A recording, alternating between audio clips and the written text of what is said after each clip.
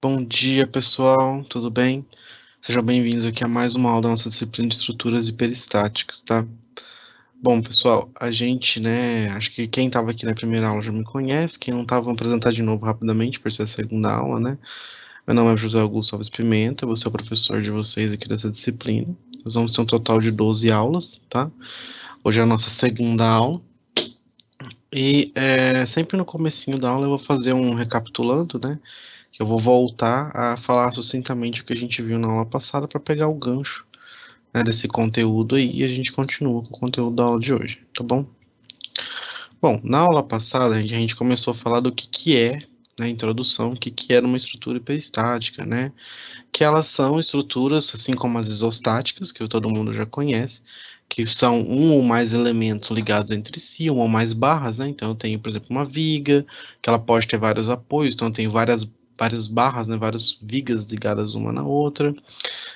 Eu tenho pórticos, né? Treliças, então eu tenho vários tipos de elementos aí, pilares, né? Só que as estruturas que são classificadas como hiperestáticas, né, elas são estaticamente determinadas. Como assim, né?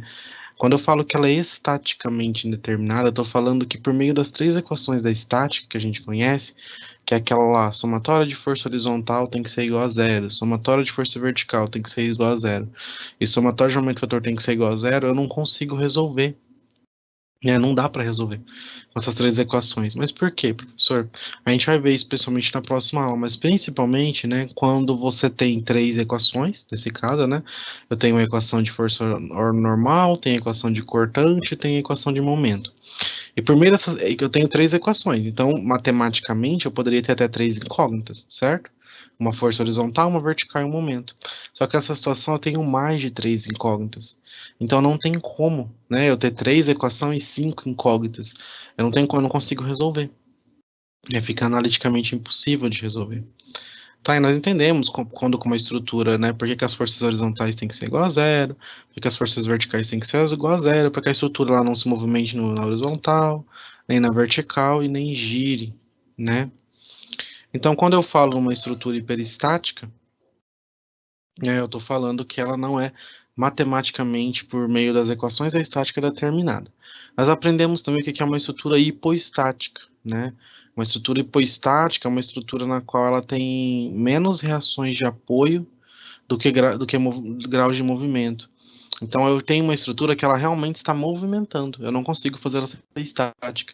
Então eu tenho, por exemplo, um pórtico que só tem apoio no sentido de só ter restrição na vertical, por exemplo, né? Não dá, porque ele vai ter força horizontal, ele vai ter momento, essa estrutura está se movimentando, ela não está fixa. E aí eu não consigo, né? Eu conseguiria ter determinadas reações de apoio, só que eu sei que a estrutura se movimenta. Então, eu não vou aplicar. A estrutura hipostática não é aplicada na construção, porque eu tenho uma estrutura movimentando, eu não posso ter isso. Né? Depois a gente vai para a isostática. A estrutura isostática é o mais comumente conhecido, mas entretanto é uma das mais difíceis de acontecer. Né? Muita gente não sabe isso, mas é muito difícil na prática você ter uma estrutura isostática, né? Que é uma estrutura que tem exatamente o número de reação de apoio igual ao número de incógnita. Então você tem três incógnitas e três reações de apoio, fica perfeito, né? Quase que impossível você ter isso na prática, né? Você tem uma viga que tem três apoios e três incógnitas, perfeito. Não tem isso, né? É muito difícil. A maioria das estruturas são hiperestáticas. Tá, professor, por que eu fiz isostática então? A gente tem que fazer o estudo de uma disciplina de estruturas isostáticas para que vocês entendam como que se dá esse equilíbrio de forças, quais são as equações da estática, como que a gente pensa no carregamento distribuído, fazer ele virar uma força concentrada, como que a gente descobre quanto que é um momento de uma viga, sabe? Então a gente tem que entender isso. E claro que se a gente começar por hiperestática, a gente não vai chegar em lugar nenhum, né? Por quê? Porque hiperestática, a gente não vai trabalhar mais com as equações da estática, né? A gente vai começar a utilizar outros modelos matemáticos bem mais complexos, né? Geralmente, estruturas hiperestáticas, o único problema, pode-se dizer, delas é que elas são muito mais complexas. É, os métodos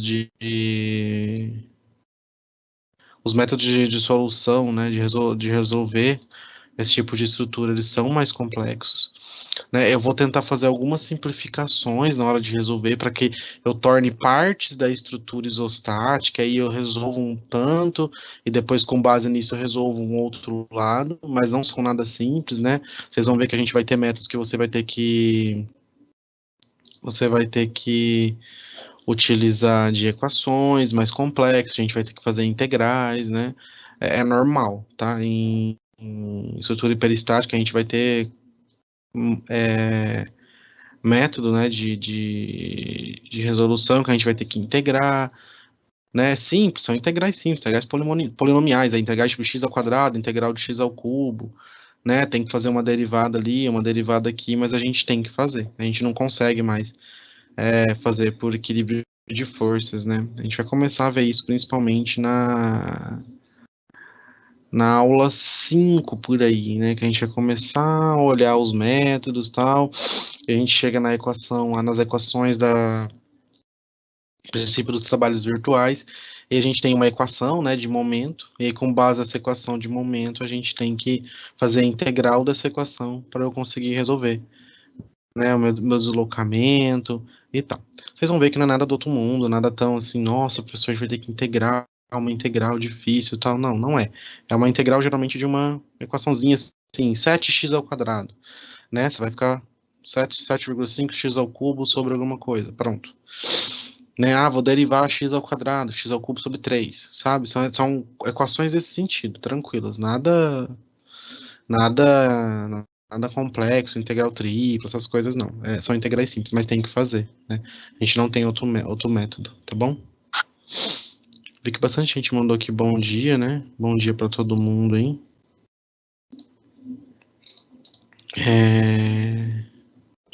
O David, Kleber. Bom dia, David. Pessoal, às vezes vocês mandam, tá? Pode ficar tranquilo, eu sempre vejo, que às vezes eu tô lá no slide falando, eu não tô vendo aqui o chat. Aí vai aparecendo bom dia, bom dia, bom dia. E não é que eu não vi, não, tá? Pode ficar tranquilo, eu sempre vejo. Então, pessoal, assim, né? Vamos começar. Eu sempre deixo aberto, pode mandar pergunta a hora que quiser, pode mandar dúvida. Conforme eu vou dando aulas, eu tô no slide, tô no quadro aqui atrás, né? E eu demoro um pouquinho para ver aqui, porque eu tô, né, em outro lugar, mas eu sempre vou olhando. Então, tem dúvida, manda dúvida, não tem problema nenhum. Tá? E aí, às vezes, eu já aproveito que eu tô explicando já estando sua dúvida. Se eu demorar um pouquinho, ali, 1 minuto, 2 minutos para responder, pode ficar tranquilo. Eu nunca termino a aula sem responder todo mundo. Bom dia, Gabriel. Joia? Então vamos lá, né? Vamos hoje, né, entender estruturas com 1 grau hiperestático. A gente ainda não vai entrar no dimensionamento. A gente vai entender essas estruturas que têm 1 grau hiperestático, tá? Gabriela, bom dia, Gabriela. Vamos entender a princípio essas estruturas. Professor, mas eu já queria ir para o cálculo. Calma, se vocês não entenderem primeiro essa parte, fica quase que impossível da gente chegar num cálculo mesmo. Tá, então primeiro a gente tem que ir com calma, tem que entender exatamente o que está acontecendo, o que são essas estruturas, para quando chegar no cálculo, esse tipo de coisa, quantos graus de periodicidade eu tenho? Isso tem que estar claro, tem que bater o olho e ver, sabe? Não pode que ter que pensar e ter dúvida, porque se tiver dúvida, tiver que pensar nessa hora aí, você não consegue fazer, porque o nosso problema maior vai ser um outro, né? Vai ser a resolução dos cálculos, não esse tipo de coisa. Então, uma estrutura plana, né, ela sempre é resolvida geometricamente, desde que sejam conhecidos os deslocamentos, né, nos extremos das barras que a compõem, né? Então, vocês já sabem, né, que depois que eu determino os esforços nas seções, a gente faz um diagrama de momento, de força cortante, né, e de força normal, né? Então, o primeiro passo para o cálculo da estrutura é definir seu grau hiperestático. Para eu conseguir criar um método de simplificação, eu tenho que saber primeiramente quantas vezes ela é hiperestática. Né, na aula passada a gente viu quando a estrutura é hiperestática ou não. Então, a primeira coisa que a gente tem que saber é isso. Tá? Quando ou não ela é hiperestática. Né? As equações de equilíbrio lá da estática, eu acho que todo mundo lembra, né? Mas só por via das dúvidas. Vamos lá. né? Vocês lembram, né, que a gente tem que saber o quê, né? Eu tenho três equações da estática. Somatória de força horizontal tem que ser igual a zero, né? A somatória de força vertical também tem que ser igual a zero. E a somatória de momento fletor também tem que ser igual a zero. Então aqui, né, a gente tem três equações, tá? Então, para me permitir que ela seja isostática,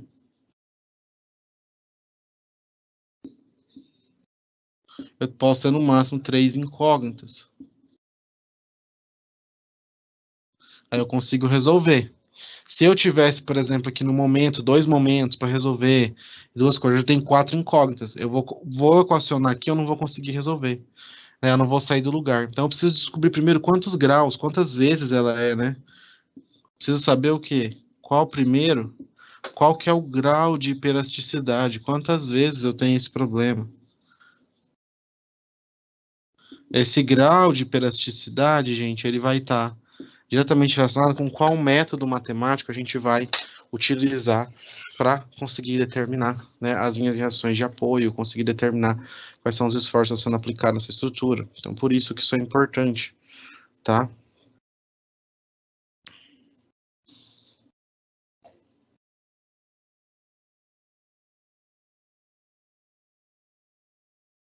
Deixa eu voltar aqui.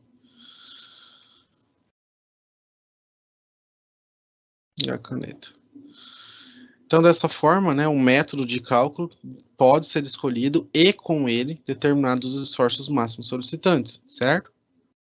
A primeira coisa que tem que saber é qual é o grau hiperestático. Se eu não saber o grau hiperestático, eu não vou conseguir saber qual que é o método que eu vou usar para calcular. E a partir dos quais procede a verificação do dimensionamento de peças estruturais, né? Se eu conseguir achar os esforços solicitantes, né, aí que a gente vai para o dimensionamento das peças. Então, quando vocês chegam em concreto, concreto armado, concreto protendido, vocês já não vão mais, né, não que vocês não tenham que fazer isso, mas vocês não vão mais fazer o cálculo das ações de apoio, né? Geralmente em concreto a gente tem um diagrama lá de momento, tem um diagrama de cortante, né, para eu saber quais são os esforços que aquela estrutura está submetida, e a partir dali, né, eu vou para o dimensionamento da, eu vou dimensionar qual que vai ser a altura da minha viga, qual que vai ser a largura do meu pilar, qual que vai ser a quantidade de aço que eu vou utilizar, e etc. Né? Ah, professor, então não, né? Porque a gente não vai ter tempo, por exemplo, em concreto, de chegar lá, ver todo o dimensionamento hiperestático, resolver a reação de apoio hiperestático e depois ir para o concreto. Então, tende-se, por praticidade, a já dar o diagrama. Mas na vida real você vai ter que saber isostática para fazer hiperestática e depois que com base no diagrama você faz o dimensionamento da quantidade de aço ou da largura das dimensões que o seu pilar vai ter, né? Então tudo que a gente está vendo aqui, por mais que vocês vão ver que são equações bem simplesinhas de hoje, é uma ou duas só, né? São primordiais, porque é daí que surge tudo. Então, observação, né? Você observou que desenharmos e calcularmos as estruturas em modelos planos, a gente sempre faz uma estrutura assim, né? É uma viga, que é uma linha. A gente sempre faz assim, né? Ó, uma viga biapoiada, né? Em linhas. Ah, faço um pilar, né? Biapoiado. Faço um pórtico, né? Sempre é uma coisa plana, né? Nunca eu desenho uma estrutura em 3D. Na vida real, elas são tridimensionais, né? Será que os esforços eles não ocorrem em 3D, né? Porque quando eu faço com uma viga plana, é como se eu pegasse a viga e falasse, ó, você é só essa linha aqui, né? Mas na prática, na vida real, se a viga não estiver apoiada corretamente, ela pode fazer isso, ela pode fazer isso, ela pode girar em torno de qualquer eixo, ela pode girar em torno desse eixo, do meio, pode ficar com a ponta travada e girar ao outro lado, ela pode fazer tudo, né? Então, por que que a gente não usa, né, professor, deslocamento? A gente sempre faz força vertical, imagino que eu tenho um eixo, força horizontal, imagino que eu tenho um eixo X, força vertical, imaginando que ela se movimenta no eixo Y, e momento, imaginando que ela gira nesse eixo. Mas eu sei que ela pode girar em outros eixos. Professor, mas por que que a gente faz isso, né? Na vida real, a estrutura se movimenta de tudo quanto é lado, né? Na prática, gente, pensa comigo, se você conseguir travar uma estrutura para que ela não se movimente em X, para que ela não se movimente em Y, e ela não gire, dificilmente ela vai conseguir se movimentar em alguma outra direção, tá? Se ela não fazer isso e não poder fazer isso, dificilmente ela vai fazer outros movimentos mais complexos, tá? Então, a gente tende a travar nesses três eixos, porque são os eixos do plano cartesiano, são os eixos mais simples de você determinar. Professor, mas eu estou trabalhando com um prédio de 30 andares e ele tem um pedaço lá no meio dele em balanço, na qual, né, eu sei que a estrutura vai se mover num eixo perpendicular lá no plano R4 ou no plano R3, mas num eixo lá diferente e tal. Nessa situação, para você determinar que eixo que isso está girando, que sentido que ele vai girar, qual que é o movimento dele no plano, você vai ter muito problema. Acontece? Acontece. Não é que não vai acontecer, acontece. Quanto mais complexo o sistema estrutural, isso pode acontecer. Mas aí quando chega nesse ponto, né, vocês vão ver depois que quando você tem três eixos já fica complexo hiperestaticamente. Quando eu falo hiperestaticamente num outro plano que não está no plano cartesiano, você vai ter um sistema muito complexo de ser resolvido, né? E aí a gente tende a partir para o software, né? Os programas de cálculo que auxiliam isso daí. Porque senão você vai ter que determinar plano, você vai ter que. Assim, vai ser um trabalho manual, né? Muito matemático, você vai perder horas e horas e horas e horas e horas na matemática para tentar chegar num modelo que talvez resolva. Talvez um modelo que você conhece aqui da hiperestática nem seja capaz de resolver. Então, os programas matemáticos estão aí para isso, né? A gente que joga num programa para fazer. Mas isso é uma coisa lá de concreto, tá? Não é de agora. É só para vocês entenderem que a estrutura, a gente trava ela em X, em Y, em Z, para, né, se eu considero que a somatória de força horizontal é zero, a vertical é zero e o momento é zero, quer dizer que ela não mexe nem assim, nem sobe, desce, nem gira. Se eu travei ela nessas três eixos, né? Então quer dizer que não tem por que ela mexer em algum outro eixo, né? Eu não consigo fazer ela girar de outra forma. Mas tem estruturas que às vezes você vai ver que ela vai ter movimentação em algum desses eixos e aí já levanta uma bandeira, olha, né? Cuidado, será que ela não se movimenta também de uma outra forma, né? Que não seja essas três aqui conhecidas, né? Então, assim, uma estrutura, ela é considerada com 1 grau de hiperacidade, gente, quando o número de reações desconhecidas excede o número das equações de equilíbrio da estática, na qual a diferença é igual a 1. Então vamos lá, né? Ela é 1 grau de hiperacidade, eu tenho três equações da estática, certo? Então o número de reações desconhecidas, o número de incógnitas que eu não sei, né, vai exceder esse número e a diferença é 1. Ou seja, eu vou ter 4 incógnitas. Quando eu tenho 4 coisas que eu não sei, eu só tenho 3 equações para resolver. Isso é uma estrutura que tem 1 grau hiperestático. Eu posso ter 5 incógnitas, só 3 equações. Ela vai ser 2 graus hiperestáticos. Tá? Mas a gente vai ver já já. Se uma vez conhecidas as reações de apoio, né, for impossível determinar os esforços das seções ao longo da estrutura, utilizando as equações de equilíbrio, então a estrutura é hiperestática internamente, e este grau pode ser igual a 1. Tá? Então, lembra quando eu falei de estrutura internamente hiperestática? Às vezes você tem um pórtico, né, e você consegue determinar a reação de apoio dele. Principalmente pórtico assim, ó.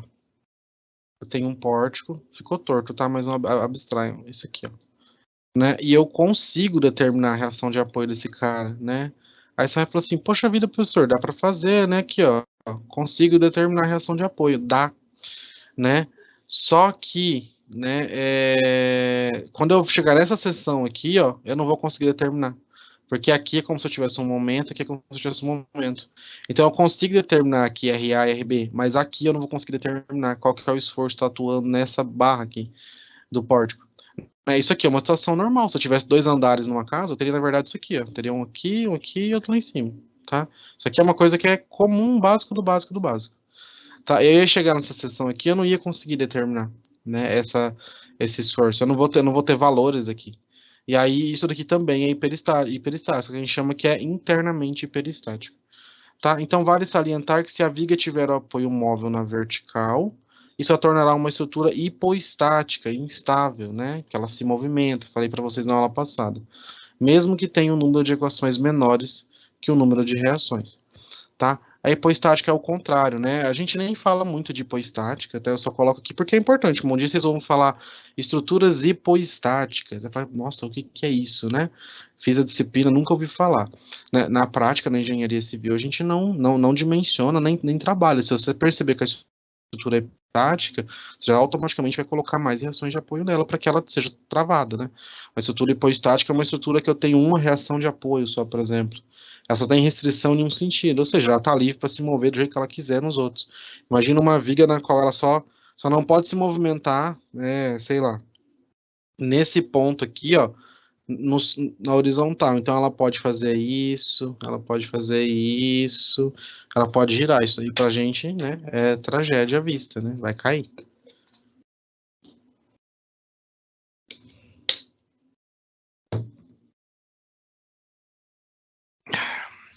Quando eu tenho uma viga com grau hiperestático, o que que a gente tenta fazer para resolver? A gente coloca rótulo, né?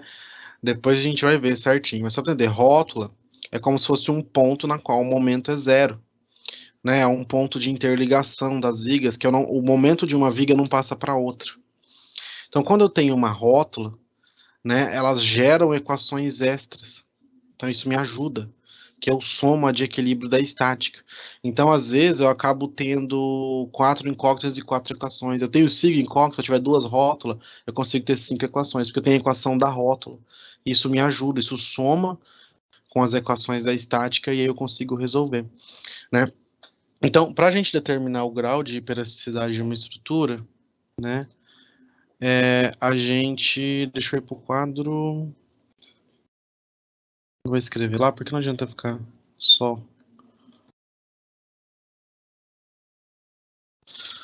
Então, o grau de hiperelasticidade, né, de uma estrutura, geralmente ele é dado pela equação, né, por essa equação aí, ó. Deixa eu apagar aqui rapidinho.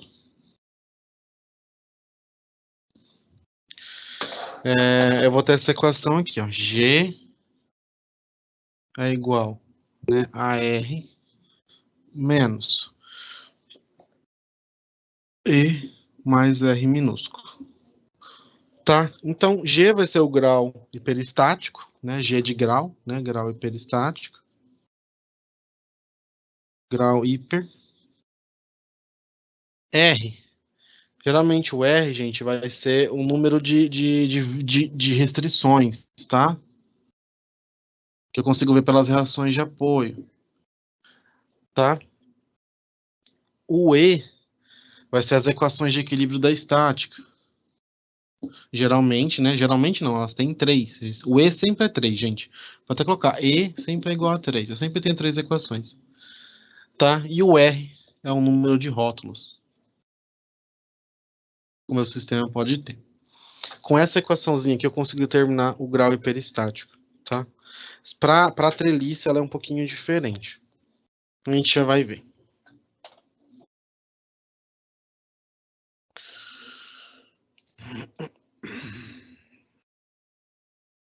Tá aqui, porque eu vou usar uma tabelinha agora, né? Então vamos lá, né? Eu tenho aqui a equação G é igual a R menos E maiúsculo mais Rzinho. G é o grau de elasticidade, né? R, número de reações de apoio, E, equações de equilíbrio da estática, e o R minúsculozinho é o número de rótulas, né? Então, para eu determinar o R maiúsculo, né, eu tenho que saber aqui quantas restrições, né, ou quantos graus de mobilidade são retirados, né? Quando eu tenho um apoio aqui, né, simples, que chama de apoio móvel, né, ou apoio de primeiro gênero, eu só restringo o movimento na vertical, né? Já sabem disso. Então, eu tenho aqui o meu R, tá, igual a 1. Quando eu tenho um apoio fixo, um apoio de segundo gênero, eu consigo restringir movimento horizontal e movimento vertical. Então, eu tenho meu R igual a 2. Quando eu tenho engaste, eu tenho um apoio de terceiro gênero, né? Eu consigo restringir o momento, a força horizontal, a força vertical. Então, meu R é igual a 3. Então, dessa equação aqui, já sabemos como que a gente acha o R, né? O R vai ser por meio dessa observação da reação de apoio, tranquilo, né? Sabendo isso, ó, eu vou pegar essas duas. Tem dois exemplos aqui.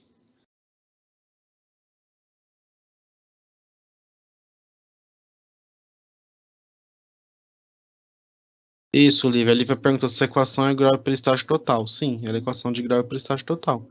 Eu vou saber o grau hiperestático da viga, do pórtico, do que quer que seja. Né? A gente fala na equação, mostra, mas isso aqui vai ser uma coisa que com o tempo, tá? Vocês não vão nem olhar na equação mais. Vocês vão fazer mentalmente, tá? Porque fica natural. Chega uma hora que você olha para a viga e você fala, isso aqui tem 3 graus de periodicidade. Você não precisa mais olhar, sabe? Pensar, será que é um? Será que é dois? Não, não, não vai precisar. Vocês vão ver, conforme vai fazendo, vocês vão olhar e falar assim, eu tenho 3 reações de apoio, eu tenho uma rótula, então a rótula me ajuda a dar uma equação a mais, e tal, tal, tal, tal. Vocês vão fazer assim, mental, tá? Mas, ó, vamos lá. Digamos que eu tenho essa viga aqui, ó.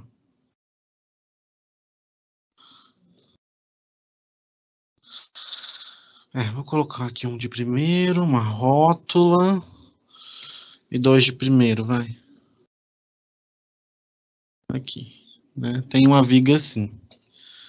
Né? Se eu fosse fazer, né, essa viga aqui com base na equação, a gente teria o quê? Que G é igual a R, né, menos E mais Rzinho. R é o número de rótulas, então eu já sei aqui que eu tenho uma rótula, né? Então vai ser 1, né? O meu E, né, o meu E maiúsculo, essas equações de equilíbrio da estática, a gente sempre sabe que são 3. Então, o que essa parte aqui me mostra? Mostra a quantidade de equações que eu tenho. Né, eu tenho 3 equações estáticas e uma que a rótula me dá. Isso aqui é uma rótula, tá? Aqui é um lugar onde o momento é zero. Depois a gente vai ver isso com mais calma. Então, eu sei que essa parcela da equação, E mais Rzinho, mostra quantas equações que eu tenho. Então, nesse caso, eu tenho 3 da estática, que eu sempre tenho, e uma que a rótula me deu. Então, eu sei que eu tenho 4 equações. Só que o meu grau de periodicidade, o que é? A diferença entre a quantidade de equações que eu tenho e a quantidade de restrições de apoio, né? Que eu vou ter. Então aqui, ó, se eu olhar, o que eu tenho, né? Bom, aqui eu consigo restringir força vertical e força horizontal. Então eu tenho aqui, né? R1, R2. Aqui eu só consigo restringir força vertical, R3. Aqui, só vertical, R4. E aqui só vertical, R5. Então eu tenho 5 reações de apoio no total aqui, né? Então se eu olhar aqui, eu tenho 5, né, 5 impedimentos de movimento no total nessa viga, só que menos a quantidade de equação que eu tenho, que 3 são da estática e 1 da rótula, né? Menos 4, então o meu grau de praticidade é 1, tá? Então, assim, a gente faz a equação para vocês entenderem, mas na prática, vocês vão chegar aqui e vão olhar, ó, que 2, vocês vão fazer assim, no papel, no exercício, né? 2, 3, 4, 5. Professor, e se fosse assim, ó? Se fosse assim, né? Se fosse assim, pior, né? Porque aqui eu tenho uma, aqui eu tenho um, aqui eu tenho outro. Então eu teria 2, 4, 5, 6. Aí eu teria 6 aqui, menos 4, 2, duas vezes a peristática, né? Mas isso aqui vocês vão fazer de cabeça. Vocês vão olhar 2, 4, 5, 6. Ah, eu tenho 6 e eu tenho uma rótula, tira uma, fica 5. Aí eu tiro 3 da estática, que eu já sei que eu consigo, fica 2. Tá? Vocês vão fazer isso aqui mentalmente, não vai precisar toda vez ter que, né, desenhar e olhar e fazer a equação. Tá? Mas é importante saber, né? E pode ser também questão, né, tal, então é importante saber. Deixa eu voltar aqui, só um segundinho.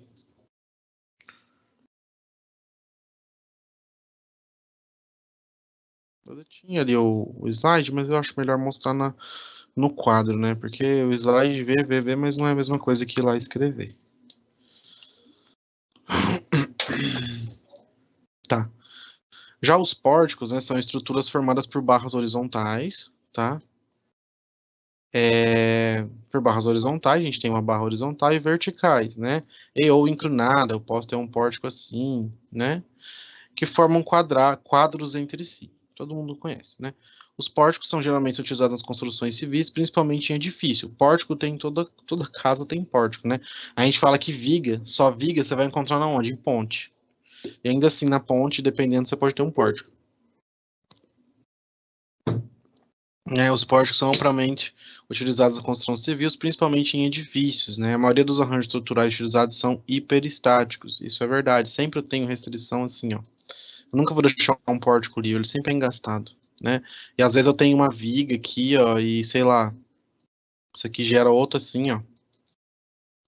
Tá? Ele sempre é hiperestático. É muito, acho que não, na prática não deve ter nenhum pórtico que seja isostático. Tá? Então, para os pórticos, de modo geral, o grau de hipergeometria é dado pela fórmula, exatamente a mesma forma. Tá? A única diferença é aqui, ó, né? O Rzinho, ó, ele muda. Ó. Seria R, barras conectadas à rótula, menos 1. Né? Então, por exemplo, aqui eu tenho uma rótula, muda, tá? O R muda, a equação é a mesma, mas o que eu considero como R, ele muda. Então, eu tenho aqui, ó, né? Eu não vou desenhar, porque depois eu quero mostrar isso aqui, ó. Mas, ó, eu tenho aqui, né, um pórtico, né? A, B, C, D. Tá bom. Quantas equações, né, reações de apoio eu tenho? Bom, aqui eu tenho restrição na vertical, restrição na horizontal, restrição de momento. Aqui eu tenho restrição na vertical, restrição na horizontal. Então eu tenho aqui 3 restrições e aqui eu tenho 2. Então o meu R, eu sei que é 5. A R é 3 mais 2, 5. O E, que são as equações da estática, sempre são 3, não preciso nem pensar. Tá? O meu Rzinho aqui, ó, vai ser 1, porque eu tenho uma rótula, né? Barras conectadas à rótula menos 1. Tá. Mas o R é 1 porque eu tenho uma rótula? Não. É porque são o número de barras conectadas à rótula menos 1. Nesse caso, essa barra e essa barra estão conectadas à rótula. Então, eu teria duas barras conectadas à rótula. Só que o R é o número de barras conectadas à rótula menos 1. Então, por isso que o R deu 1. Tá? Aí eu resolvo aqui normalmente, né? Deu 3 mais 1, quer dizer que eu tenho 4 incógnitas, 4 equações e 5 restrições de apoio. Então ela é uma vez hiperestática. Para que você está falando isso, professor? Deixa eu apagar aqui, ó, essa bagunça que eu fiz só para não poluir aqui em cima do que eu quero mostrar. A forma que a rótula é colocada no pórtico, ela muda muito, né? E ela influencia. Por exemplo, nesse caso aqui, ó, né? Quantas barras estão conectadas a rótulas? 3, né? Essa e essa. Então, meu R vai ser 3 menos 1, vai ser 2. Só que se eu coloco a rótula não aqui no cantinho, né, um pouquinho para cá, já muda, porque eu só tenho só aqui duas barras conectadas, né? Eu posso considerar essa ou essa ou essa ou essa, né? Eu não tenho as 3 conectadas, elas não saem as 3 da rótula, eu tenho duas só. Então, meu R é 1, tá? Então, tem que tomar cuidado. Se você vê um pórtico, né, que está com uma rótula bem aqui, ó, né, uma rótula aqui no meio, tá? Tem que olhar a análise. Mas na hora de resolver o exercício a gente vai voltar, né, de novo aqui a bater nisso, tá? Não precisa se preocupar. Tá? E agora a gente vai falar aqui, por fim, o último elemento, né, eu acho que são as treliças.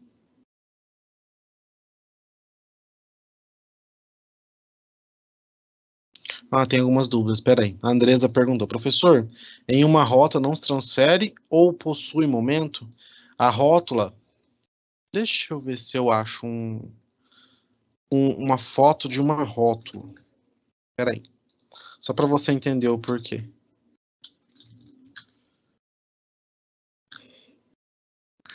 Achei. Rótula, gente, é isso aqui, ó. Vocês já devem ter visto isso em algum lugar, tá? Em algum prédio, em alguma coisa. É colocada de propósito, tá? Colocada para que não, quando eu tenho muito momento, vai me dar problema, tá? A rótula é isso aqui, gente, ó. Tá vendo isso aqui? Isso aqui é como se fosse uma rótula nessa viga, né? Ó, tá vendo? A estrutura tá apoiada uma na outra aqui, elas transferem os esforços, né? Mas eu tenho uma separação aqui, tá vendo? E aí, ó, isso aqui faz com que o momento que tá passando aqui do lado direito não passe pro lado esquerdo, né? Então, quando eu falar, vou colocar uma rótula, né? Ó, é isso aqui, colocar uma rótula, tá? Ó, ponte, tem essas rótulas, né?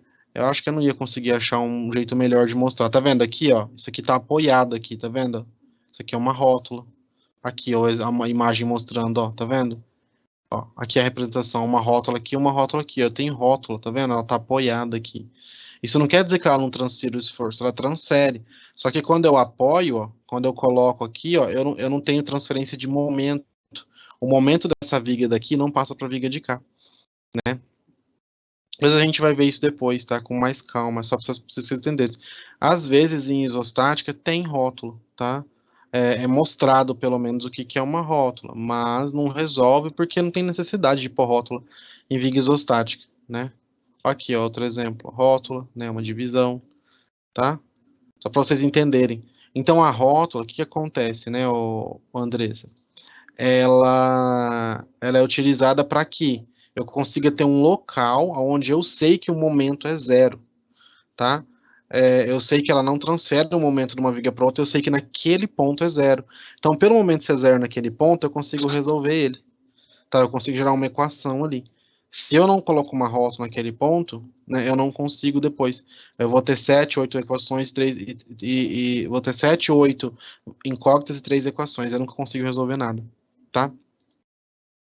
Herbert, esse G, grau de peristático, possui uma unidade medida? Não, Herbert, é só um número. É só para ver o grau de peristicidade. Ele não é quilonewton, ele não é um esforço, nada. É só para você contar quantas vezes essa estrutura é peristática, né? Ele é um número normal, adimensional. Tá bom? Tá, treliça, né? Treliças são amplamente utilizadas em coberturas, pontes, etc, né? Todo mundo conhece. Então, para determinar o grau peristático, as incógnitas a serem resolvidas, a treliças são, né? O número de barras, tá? Então, aqui já é diferente, ó. Número de barras, né? As reações de apoio R, tá? Então, para uma estrutura isostática, a soma dessas incógnitas tem que ser igual a 2 vezes o número de nós. Como assim, né? Eu tenho aqui, né, R, que é as reações de apoio, igual a gente já viu, mais o número de barras, tem que ser igual a 2 vezes o número de nós, para que ela seja isostática, né? Para que ela seja hiperestática, eu tenho a mesma equação antiga ali, só que já um pouco modificada, né? Então, eu tenho aqui o R mais o B, que é o número de barras mais o número de apoios, menos 2N vai ser o meu grau de hiperelasticidade. Então, vamos tentar ver por aqui, ó. As treliças podem ser externamente ou internamente hiperestáticas. Depois a gente vai ver isso, tá? Fica tranquilo. Seguindo a fórmula dada, podemos verificar as diferenças, né? Então eu venho aqui, ó, se eu for contar aqui, ó, reação de apoio, né? Eu tenho aqui duas restrições, né? Aqui eu tenho aqui eu tenho duas restrições. Então eu tenho um R de 4. R de 4, tá aqui, ó, R igual a 2 mais 2, 4. Barras. Eu vou contar. 1, 2, 3, 4, 5, 6, 7, 8, 9, 10, 11, 12, 13. Então, 13 barras. Então, o meu N, né, aqui pela equação, ó, vai ser o número de nós, tá? Então, eu vou contar. 1, 2, 3, 4, 5, 6, 7, 8, né? Então, eu tenho 8 nós, tá? Só que sempre é a equação 2N, então vai dar 16. Né? A equação aqui, ó, fala 2 vezes o N. Então, dá 2 vezes 8, 16. Então, G vai ser R, né, que é o número de reações de apoio, mais B, que é o número de barras, menos 2 vezes 8, 16. E a rótula, professor? A rótula, gente, na treliça, ela serve igual no pórtico, para que ela não seja internamente hiperestática. Eu tenho outro problema que a gente vai ver depois, mas já é um outro problema que vai ficar mais complicado. Então, para eu evitar isso, eu começo a pôr rótula na treliça. Você pode ver que as rotas são colocadas em pontos estratégicos para que depois eu não tenha uma estrutura internamente hiperestática. Porque aí eu vou gerar um segundo problema, que um método de resolução um pouco mais difícil ainda. Né?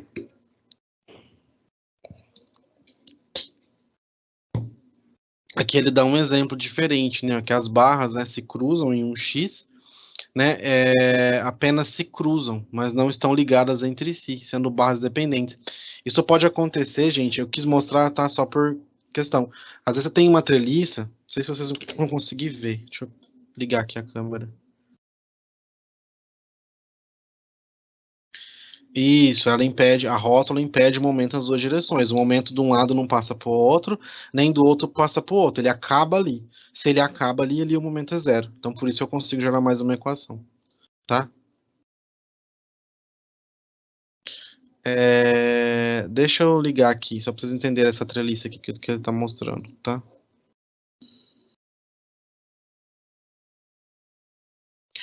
Ó, essa treliça que tá no exercício, às vezes eu tenho duas barras, por mais que olhando no plano elas parecem estar assim, ó, uma sobre a outra, né, interligadas aqui, ponto, às vezes elas estão espacialmente assim, tá? Então, olhando no desenho, parece que tá, né, uma em cima da outra, mas se eu olhar espacialmente, elas estão longe, né, elas não se cruzam, então são barras dependentes, tá bom?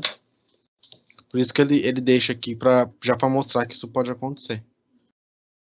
Deixa eu voltar lá para vocês, espera aí.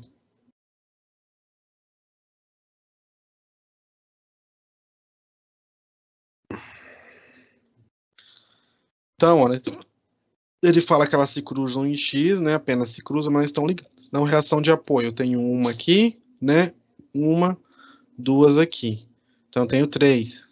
Barras, 14, né? 1, 2, 3, 4, 5, 6, 7, 8, 9, 10, 11, 12, 13, 14. Lembrem, elas não se cruzam, então eu não vou contar como sendo 4. É duas barras que estão meio longe uma da outra. Barra 14, né? Número de nós. 1, 2, 3, 4, 5, 5, 6, 7, 8. 8. Né? 2N16. Então vai ser 3, que é a reação de apoio, mais quantidade de barra 14, menos 2 vezes 8. Vai me dar 1. Tá?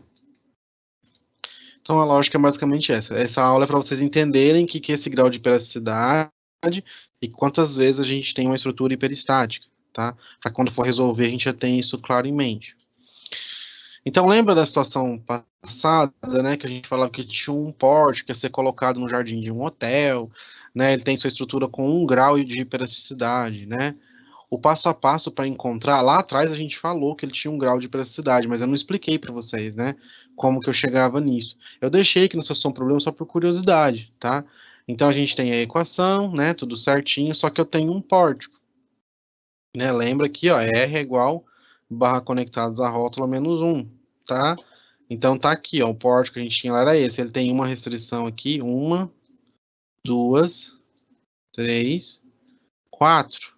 4 restrições. 3 equações da estática, né? O R vai ser barras conectadas à rótula menos 1. Né? Aqui, gente, no desenho de vocês, ele não tá mostrando, né? Lá no material, porque na verdade tá correto. Então eu coloquei de propósito, tá? Mas ele tem uma rótula num desses cantos aqui, ó. Agora eu não tô lembrado se é aqui ou se é aqui, tá? Mas ele tem uma rótula. Aqui no material de vocês não tá.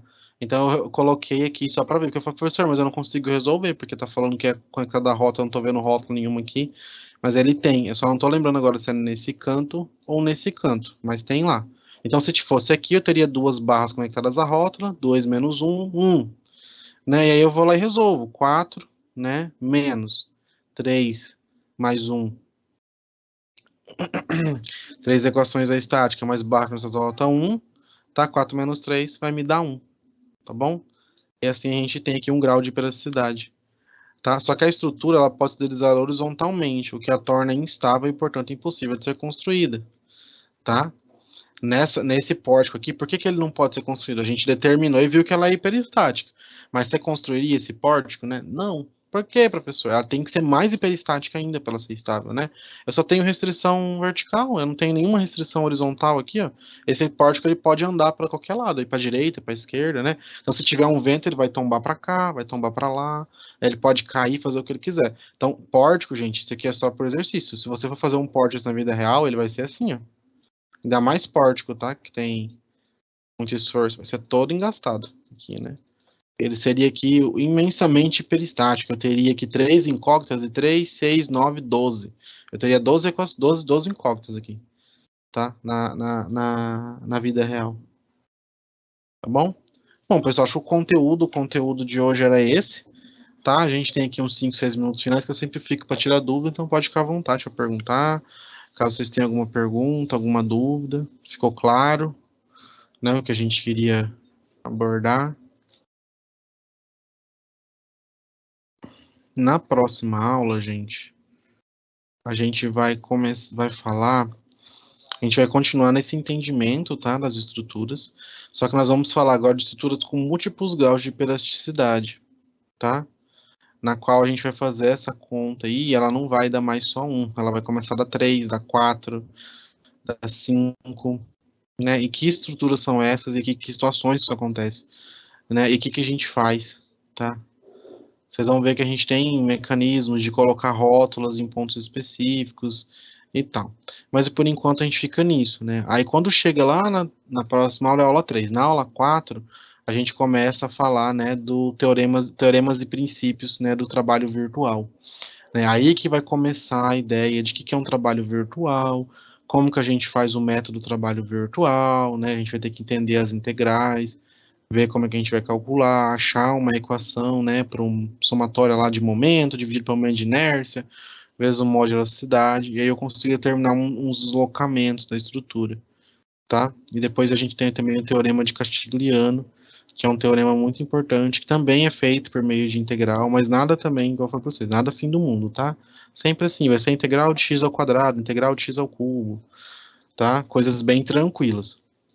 É que quando vê, né, no material, vou até colocar aqui para vocês, ó. A pessoa assusta, fala, meu Deus do céu. Tô com o livro aqui de vocês aberto, ó. Quando o aluno vê isso daqui, né, ele arrepia, né? Ele vê um exercício como esse, é o teorema de Castigliano, porque aqui a gente tem as equações, né? Aqui a gente tem o teorema de Castigliano, né? Ele é dado para essa equação aqui. Eu tenho uma integral que vai de zero até o comprimento da viga, do momento, que multiplica uma derivada parcial do momento em relação, né, a P, aí dx, o momento de inércia, vezes o módulo de cidade é o momento de inércia, né? Aí eu vejo uma viga como essa, tal, né? A gente vai ter aqui, o M vai ser quem aqui, né? P, ó, tem uma força P menos X, né? Aí eu gero uma equaçãozinha, ó, que é menos PX 75 ao quadrado. Deriva parcial, isso aqui vai ficar menos X, né? Aí eu tenho que momento vai ser menos, a gente vai entender como é que chega em tudo isso, para ficar tranquilo, né? Aí eu jogo aqui, nossa, professor, socorro, olha essa equação. Não, né? A hora que eu começar a mexer nas letrinhas aqui, você vai ver que você vai chegar nisso aqui, ó. Integral de 7,5x ao cubo. Né? Integral de 7,5x ao cubo vai ser, né, x a quarta sobre 4. Acabou. Aí substitui aqui para 8, né, que é 8 é o comprimento da viga, e eu acho meu deslocamento, tá? Eu estou falando aqui, claro que você tem que entender como é que funciona tudo isso, mas não são cálculos, né, absurdos, não são cálculos, né, que vão, nossa, professor, a gente vai ter que integrar, integrais complexas, não, são integrais aí de polinomiais bem tranquilas, tá? E aí tem para treliça, né, vai ter para tudo. Só para mostrar no critério de curiosidade, tá? Porque muita gente chega nessa aula aqui e assusta, fica, meu Deus, como é que eu vou fazer isso? Não, não é tão difícil, não. Tem que dar uma relembradinha lá em cálculo, né? Em integrada, derivada básica, mas é tranquilo.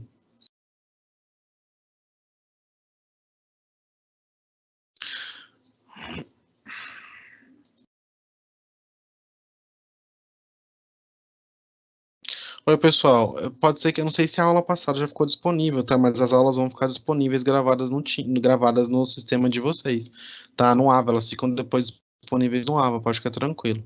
O Mário Santos de Moraes perguntou se o pórtico sempre vai existir na estrutura. Mário, é muito difícil, em qualquer situação que você tenha aí prática, você não ter um pórtico, tá? Muita gente acha que pórtico é uma coisa que não vai acontecer, né? Ah, é pórtico, mas nem vai ter isso, né? Vamos pensar aqui, só para você ter uma ideia, rapidamente aqui. Vamos pensar que você vai fazer uma casinha, tá? Uma casa simples, né? Vamos fazer o esquema aqui de uma parede, a vista frontal de uma casa. Então eu tenho fundação, né? Estaca. Então eu tenho uma viga baldrame, ela está apoiada numa estaca aqui, numa estaca aqui. A estaca é como se fosse um apoio duplo, né? Então eu tenho a viga baldrame aqui. Aí eu subo um pilar. Aqui em cima eu passo uma viga, tá? Pronto, pórtico. Né? Imagina que fosse uma casa, né? Digamos que aqui eu apoio o telhado no meu pórtico, né? Tem uma portinha aqui na frente. Isso aqui, eu tenho uma viga baldrame aqui, tem um pilar aqui, tem um pilar aqui, tem uma viga aqui. Se eu olhar estruturalmente, eu tenho um pórtico que, além de ser pórtico, ele é internamente hiperestático, simplesmente numa casinha, tá? Então, num prédio, né? Se eu for pegar um prédio de vários andares, o que eu mais tenho é pórtico. Eu vou ter pórtico assim, ó, tá? Vou ter pórtico numa análise aí já, né, tridimensional. E aí, às vezes, eu vou colocar uma fundação aqui que engasta ele, tá? Não vou deixar ele biapoiado, eu coloco engaste. Aí aqui eu vou começar a colocar rótulas, né? Para eu conseguir zerar esses momentos. Aí, às vezes, aqui no meio, ó, tem mais viga, né? E aqui dentro da estrutura, se eu fazer pontilhado, eu tenho mais elementos, tá? Eu vou ter coisas desse gênero aqui, ó, na prática, tá? Estruturas bem complexas. Tá? É difícil você ter eu tenho uma viga né, uma viga biapoiada, assim, ó. Uma viga biapoiada, igual a gente vê em isostática. Isso aqui é quase que impossível de você ver, tá? Não existe uma viga biapoiada na prática. Ela sempre vai ter alguma coisa saindo, alguma coisa chegando dela. Isso aqui, sei lá, eu tenho um laguinho no meu quintal, e aí eu passei uma ponte aqui, eu construí duas vigas que eu apoiei uma aqui e uma aqui, ó. E não precisou de colocar um pilar aqui no meio, porque ela se mantém aqui, só uma pontezinha. Aí você pode ter uma situação dessa, mas na prática, mesmo estruturas que tem carga, quase que impossível você ver isso, tá? Você vai ver coisas bem maiores, bem mais complexas, né? Por isso que a gente fala que estrutura isostática, né? Ela na prática é muito difícil de acontecer. A gente só tem hiperestática mesmo, tá? Quando for trabalhar mesmo, é tudo hiperestática. A isostática é importante para conseguir entender hiperestática, né? Se você não faz isostática, você não consegue depois. Hum. Bom, pessoal, acho que, acho que é isso. A gente encerra por aqui o conteúdo da aula de hoje, tá bom? Qualquer coisa que você tiver em dúvida, pode entrar em contato. Até semana que vem, tá? Não esqueçam de estudar. Peguem o capítulo do livro de vocês agora, seção 1.2, estudem, né? Até semana que vem, tá bom, pessoal? Tchau, tchau.